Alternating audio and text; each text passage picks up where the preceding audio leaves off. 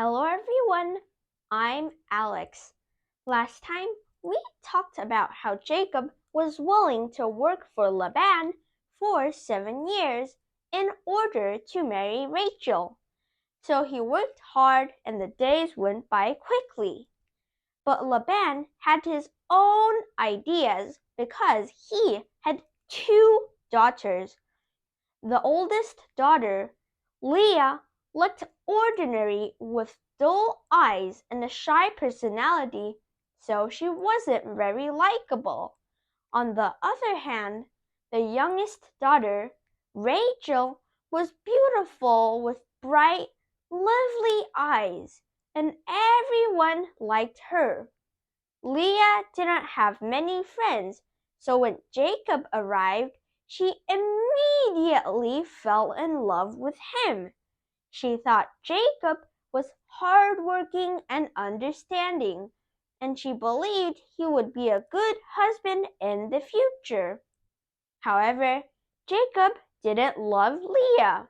He never really looked at her because his heart was filled with Rachel. Leah and Rachel used to have a great relationship as loving sisters, but since Jacob came, they often argued and eventually stopped talking to each other. All of this was noticed by their clever father, Laban. He was always thinking about how to solve these problems. In the blink of an eye, 7 years had passed, and Jacob said to Laban, "Uncle, I have worked for you for 7 years. Please let me marry Rachel." Without hesitation, Laban started preparing for the wedding. Within a few days, he arranged a grand feast and invited many guests. In the evening, everyone was happily drinking, but Jacob didn't drink much because he just wanted to go to the bridal chamber with Rachel early. Laban kept urging him, saying, "This is your joyful day. Come on, let's drink some more and have fun." So Jacob drank quite a bit of wine and became dizzy. Until then, Laban brought out the veiled bride, and with great solemnity he handed her over to the groom. Laban blessed them, and they drank more wine together before Jacob finally led the bride back to his own tent. In the morning, when Jacob woke up and looked around, he was shocked. "Oh my goodness! Who is this?" The person sleeping beside Jacob was not his beloved Rachel, but Leah, whom he wasn't interested in. Oh my gosh! Jacob was tricked by Laban. The veiled bride was supposed to be Rachel, but it was swapped with Leah. Poor Jacob!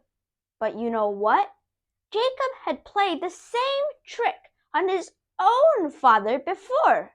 He wore his brother Esau's clothes and covered his skin with goat skin to deceive his father and receive his brother's blessing. So, when we deceive others, we might end up being deceived ourselves. We should always be honest with people. After realizing that he was tricked, Jacob got angry and confronted Laban. "Why did you deceive me? We had an agreement.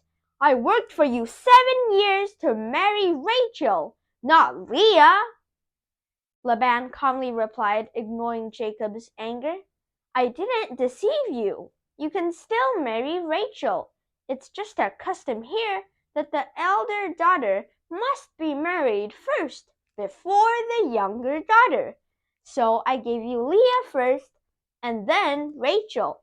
But you'll have to work for me for another 7 years." Upon hearing that he could still marry Rachel, Jacob's anger disappeared and he agreed to Laban's arrangement. Laban took advantage of the situation and gave Leah away as well while Jacob was marrying Rachel. What a buy one get one deal! So, all of a sudden, Jacob, who was single before, had 2 wives. These 2 wives were jealous of each other, which brought both happiness and troubles to Jacob.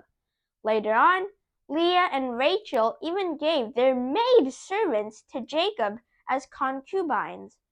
Jacob ended up having 4 wives in total, and they gave birth to 11 sons and 1 daughter.